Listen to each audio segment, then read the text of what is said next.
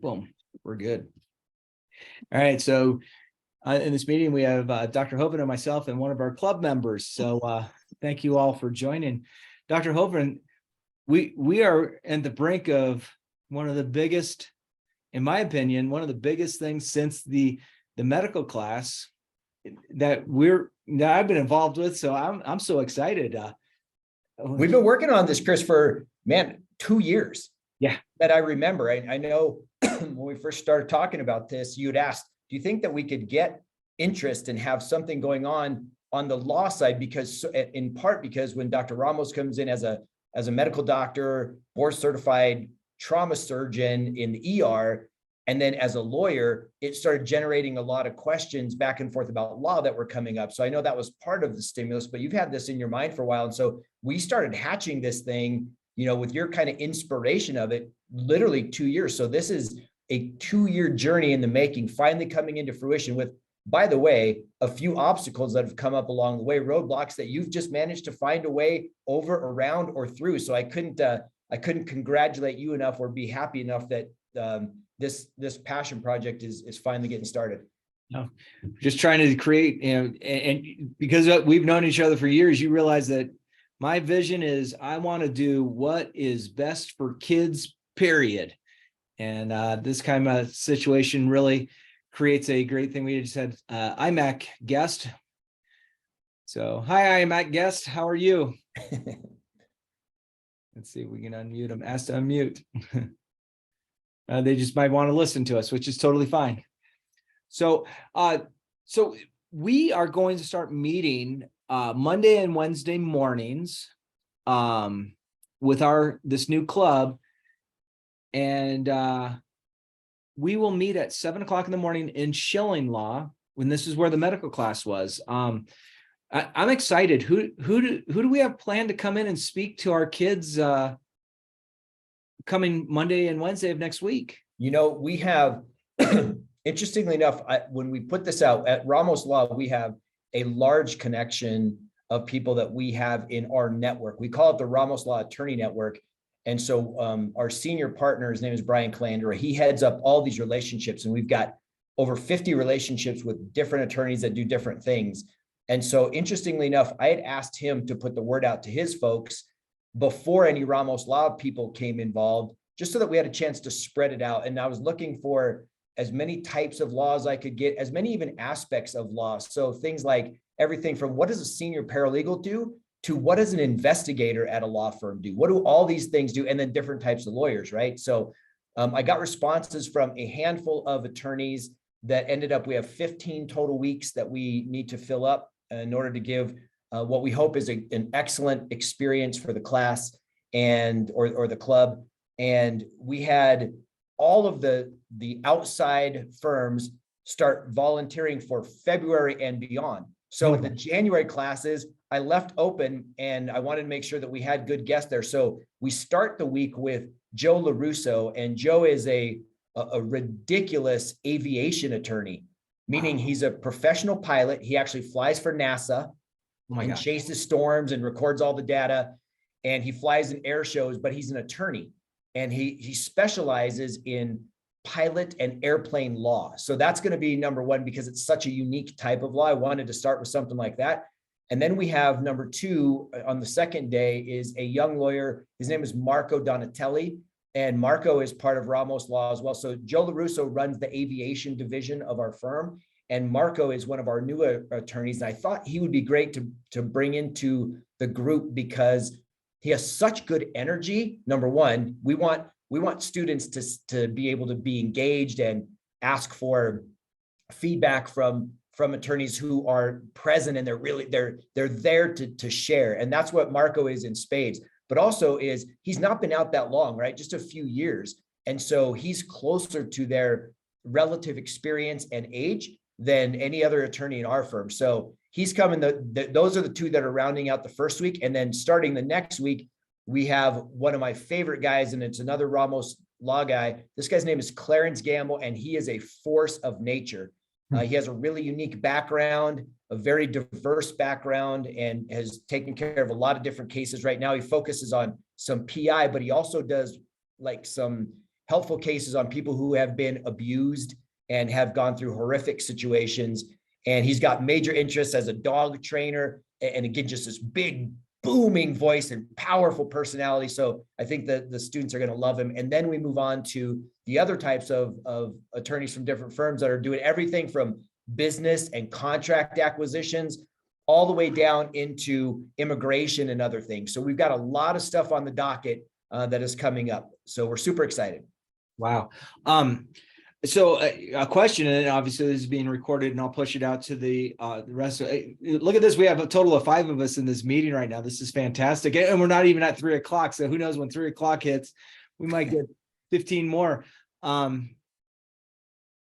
would you, as a presenter, when you walk in, you know, Schilling Law Lecture Center, and I've been trying to figure out how to make this work, but you get the people who are the back of the room sitters, and I just don't think they get as dynamic of a situation. How do you think we could present people to move forward, because I want people to be engaged? And the one thing is, I know that these students are going to come with questions, and some questions might just be as simple as, how did you get in the law? But other questions might be really deep thought, going, you know, I know that a federal case that is based on this, and this is law. This is I just want the kids to be so engaged with, you know, who we were bringing in. I mean, we have so many specialties because of you that are brought in, and obviously our students have suggested another person who you're reaching out to right now as well, which I'm excited. Sky's the limit. Would you think that if kids were closer up in that room, it would be a more engaging environment? Or because typically, and here's the deal, because this is a first round of this thing, from what you and I were talking about, you know, that med class that you've entrenched into the fabric of Cherry Creek, that thing's got 100+ students in it.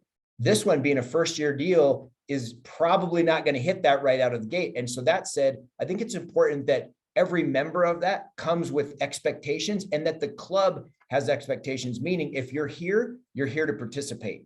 If you don't want to be here, you don't have to be here, right? This is a club. So we expect you to be engaged. And part of being engaged right now with such a small group comparative to the size of that room is that everybody fills up those front row seats within a certain way. We don't sit past the back, because it is, number one, going to detract from their experience. And number two, it's just not as convenient for them to be able to communicate with with whoever might be sharing their story or their concepts or whatever. So I think also, this sounds weird, especially if you've not done a lot of presenting for some of the people in the club, there's a sign of respect that comes when people sit forward, right? When people are engaged, when the speaker can look out and get eye contact, and people are nodding their heads or having quizzical looks, all of this stuff feeds the energy of the person up there sharing. And so to have people in the back, there's a different level of respect if they will come to the front. So I think from my perspective, it's setting the expectations within the group between the senators and all the people going in, that this is how we do this club. We are serious about this. This is about learning. It's about also networking and meeting these people. It's about connecting with each other and literally wanting to make this something positive for our lives. So between that and then this sign of saying, I'm in, I'm here, and I'm showing that by coming to the front, those would be my 2 just top of mind ideas. I think that'd be great. And I know that you and I had spoken about this earlier, and I was just curious, do you think there would be the possibility that we could create an internship situation for, it'd have to have an interview process, but we could come, if it was okay with you guys, perhaps we could start having some of these kids do a small type of internship that could go on their resume, that, because of all the schools I've taught at in my career, I've never been at a school that has had more motivated students that want to be now. They don't want, they're like, 10 years from now, but what can I do now to get me to that 10 years from now?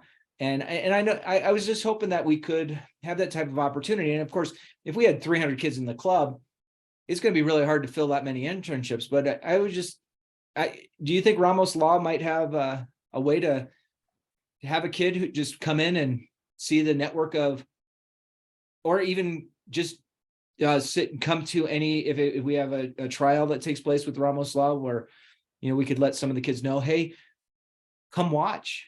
Yeah, we've seen some of this before. It's funny. We just had a case go to trial yesterday and today where the insurance company of the at-fault party was offering $3,000 for someone who was injured, who was hurt, $3,000 for the total case. And our attorneys, Jessica and Madeline, just got them over $90,000, just under $100,000 on they offered three. So, these things are fascinating and they're interesting how they play out. And you don't always win. Sometimes you lose. And at the end of the day, when you see how the process works and that it's not really like what you necessarily see on TV, whether you're watching Law and Order or any other these other shows, while there's some components and of the fabric that's there, the individual skill sets of these attorneys, the way they weave the story, the way that the people get asked questions that are involved in the cases, it's fascinating. And we've done several internships for high school kids in the past. And so it's not something that we always do, but as we connect deeper with the club, then we can certainly, between our group and then with our Ramos Law Attorney Network, look to find opportunities. Because if someone is that motivated, we don't want to hold them back. We want to be part of their springboard. And I think if, and I'm hoping I'm not speaking Pollyannically here, is that our youth are seeing the good, the bad, and the ugly of society, and they want change. They want different, and they see that it pays to get involved now. Absolutely. Like that little girl I just watched the thing on leadership, and this young lady, she can't be more than 12 or 14, and she's leading the edge of climate control stuff all around the world. She's she's from Sweden, and she's going around the world sharing this message that she believes to be true with all her heart. And, trying to tell people it starts with our generation, because you won't fix it. We're going to have to. And I think there's more of that going on. So for you to notice that in your class, that warms my heart. That's awesome. I wanted to open up. We have three other people that are students. Do any of you students have questions for myself, Mr. Stirrup, or Dr. Hoven? Just pipe in if you do. I don't really have any questions as of now. Okay. But this is a great opportunity, and I'm so excited. I am really looking into, I'm really looking forward to the internship opportunities if we can have any. Okay. And Sarisha, let me ask you a question. What would make this club be the best experience possible for you? Because at the end of the day, we've talked about different strategies to do this. How structured do we want it versus sharing just information about different stories? Like when I came in and spoke with all you guys on the medical side, I can talk to you about certain things in regards to chiropractic or natural health care or mindset or fitness. Like I can talk about that stuff, but I can't talk about being an orthopedic surgeon because that's not what I am.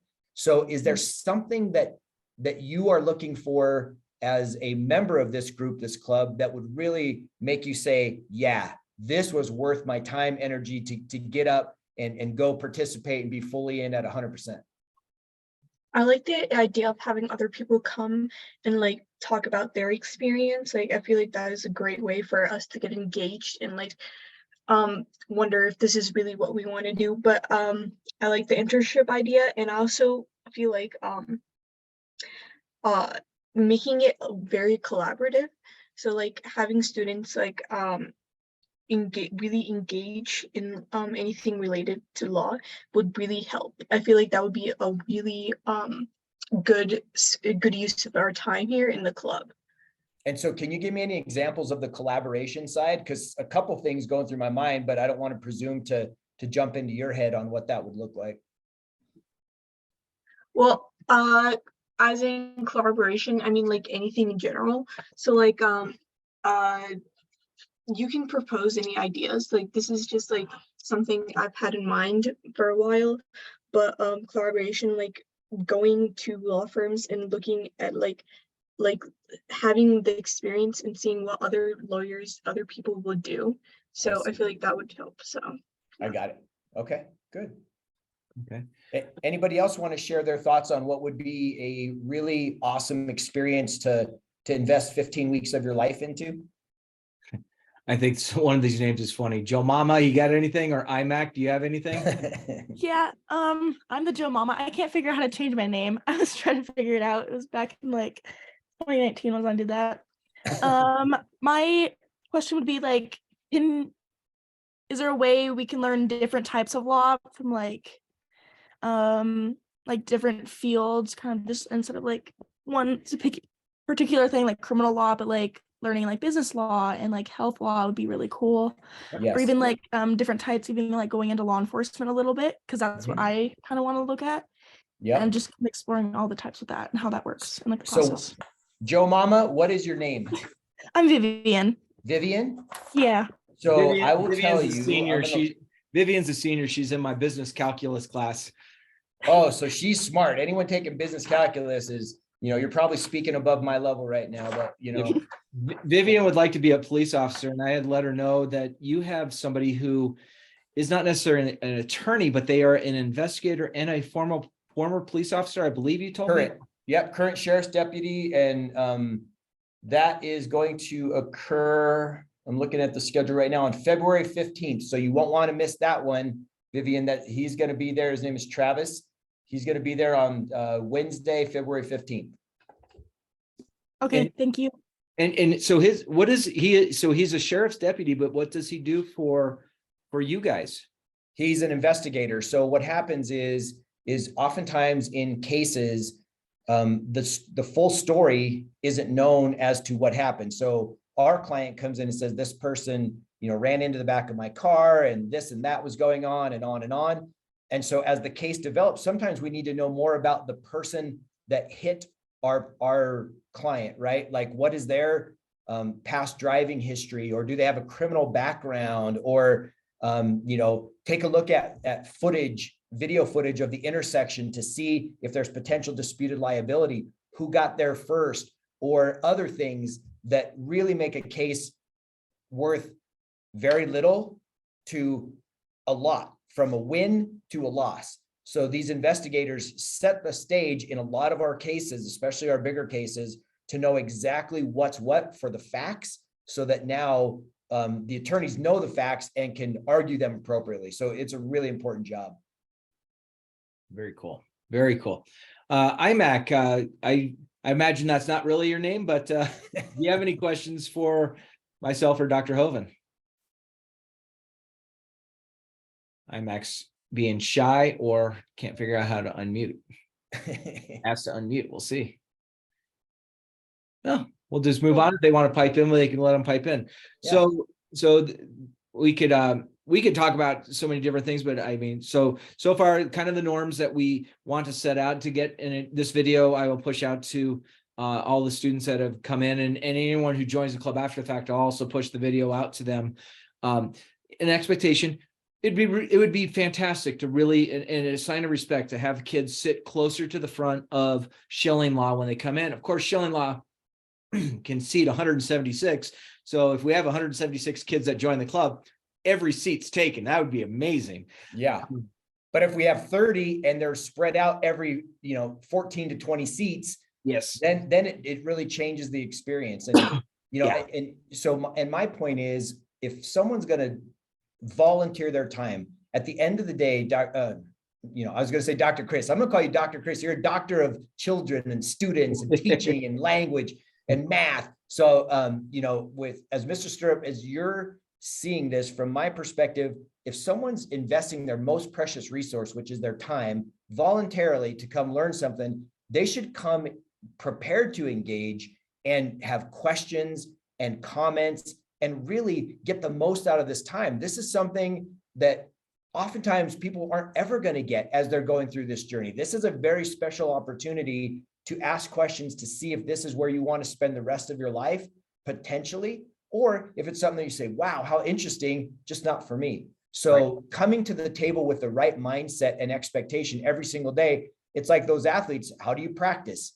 How do you play? How do you prepare? It's the same thing for this, only now it's for your life and your future, instead of, for a scoreboard for scores on a scoreboard. So I would just ask people to really be self-aware and come with intention so that the speakers are engaged and want to give the best of themselves, and so that the students also get the best from those speakers and start making connections, because some of these people could possibly be your future employers. If you're in this and you decide that you want to go into law and you make a connection here, maybe you do an internship, maybe you go to law school, and maybe you come back and actually work in that firm that you met in this very course or in this very club. So that's what I would say. Absolutely. I've had some students who have asked who they saw Dr. Ramos speak. When is Dr. Ramos going to come and speak during this? He is on February 22nd. That's a Wednesday. I wanted to try to get him in as early in the program as possible, but his schedule would not allow him to get in before the 22nd. And you said that Dr. Ramos's sister is also an attorney who's going to come in. Is that correct? I don't know if she's going to make it because of the way that the schedule went. She would have to come in now, and there's only, it looks like 2 dates left. And so unless she's in on that day, you know, those will be full. I have a super cool guest I'd like to get there, but I have to wait for confirmation. She may or may not make it. And then that would leave. And then I know that we have the one that you gave to me recommended. So that would, if those two come in, that only leaves one space. So we'll see if that's this time or if Carrie comes in the next time. Very cool. Very cool. So I think this was a good introductory meeting. And I'm so excited. How often are you going to come, being that you and I are both partners on this deal? I'll be there each day. I just didn't know what your schedule would allow you to be. You know what? I honestly hadn't thought about that, Mr. Stirrup. I've been working so hard on trying to fill these things to make sure that the kids have the experience. I hadn't put much time into even looking at my own calendar, but you know, I definitely want to be part of some of these, and as I look through, and there's going to be a lot for me to learn too. So, and I want to connect with the senators and with the club members, and you know, because we're starting this from the ground up, it's just something really exciting that I'm super wound up for and actually proud of before it's even started. Well, cool. So we will have our very first official meeting come Monday, this coming Monday. I guess that's what, the 22nd? And 7 o'clock in the morning in Schilling Law. And those guests who have joined, I would ask you, please encourage, we have someone else joining us. Encourage your friends to also think about participating with this club. Come see what it's all about. I know what the med class has offered kids, and this is a club, so it's not a class, you're not getting credit, but this is something that I think these kids could put on their resume, that they were in the inaugural year of a law club. That, let's face it, it's a little different. It's a different perspective in high school when we are bringing in 2 days a week, 2 different people each day for the next 15 weeks.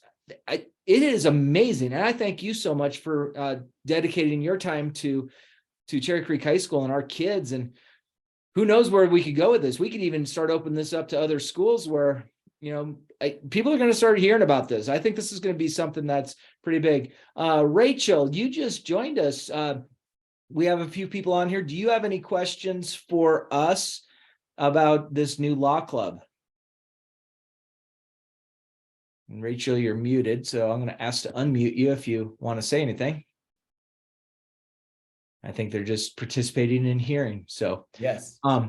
So I think we've wrapped this up. This is recorded, so I will get this compressed and saved to push out.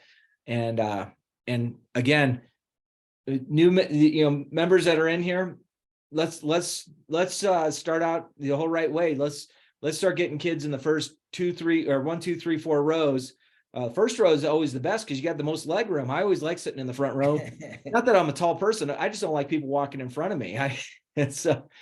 Yeah, but that might mean I'm a 52-year-old guy. So yeah, no, I get it. And you know what? One more thing I would say, Mr. Stirrup, with respect to starting something new, it's kind of a legacy. This is a legacy venture right now.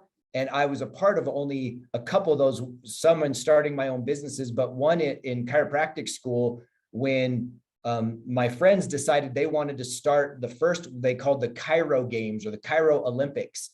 And so we started the very first one, and they came to our school, our campus in St. Louis, Missouri, and held all these different events called the Chiro Games, right? 5, 6, 10 events, I don't remember. And it's so weird, 30 plus years later now, that Cairo Games is still going on. Wow. And to know that we were part of setting that up, that changed the way that some of these students' lives go during their chiropractic training experience was cool. And that's what this is akin to, right? Like this club is starting with the grassroots and the basic ground efforts of the people that are in it. And then it hopefully in 30 years from now, just like the med class is doing, it's gaining momentum, it's changing lives, it's helping people see the direction of their futures and how their whole life is going to lay out in one way or another. Maybe it's this and maybe it's another direction, but man, that's powerful. So know that if you're watching this video or if you've committed to going to the class, you are truly part of something that's going to be legacy, and it's already going to be special for you, but you can say in the next 10, 20 years, you were there at the first class. I think that's pretty special. I think that is too. And just because we are offering this type of class, students are going to learn the answer to why, and why, fill in the blank. They're going to get that question answered. And if a kid, just like when I do the medical class, if a student says, by the end of the time we're done with it each semester, they can either say, I know this is something I want to go into, or it isn't. And no matter which way that is answered is vitally important for a student. And so I congratulate students on committing to want to be a part of this. And I am excited about what this adventure would be. Was there any other comments from students that are in here, or Dr. Hoven, I'll let you have the last word, and then we'll just go ahead and end the meeting and call it good. Well, if there's no questions or comments or things that people would love to see to make this class the most meaningful for them, I would just say that I couldn't be more proud to be partnering with Mr. Stirrup, with you on this. And just thank you for your inspiration of what you want to do for kids. To me, that's the only place where this stemmed from. And so thank you for your vision and your commitment and your connection to not only the school, but to the students. It really is a game changer that is probably a little bit bigger and deeper than many of the students even understand where it comes from in your heart. So I can't thank you enough. Appreciate it. Any last minute comments from students? If not, we'll end it, and I'll see everybody on Monday. It looks like Joe Mama's kicking in again. Yeah, I'm really excited to be part of something really cool and learn something new. So thank you for starting this up, and I'm really excited. Cool. And let some friends know about it. Thank you so Okay, I love much. you. I hope everyone has a great rest of your day. Thank you. You too. Bye-bye, everybody.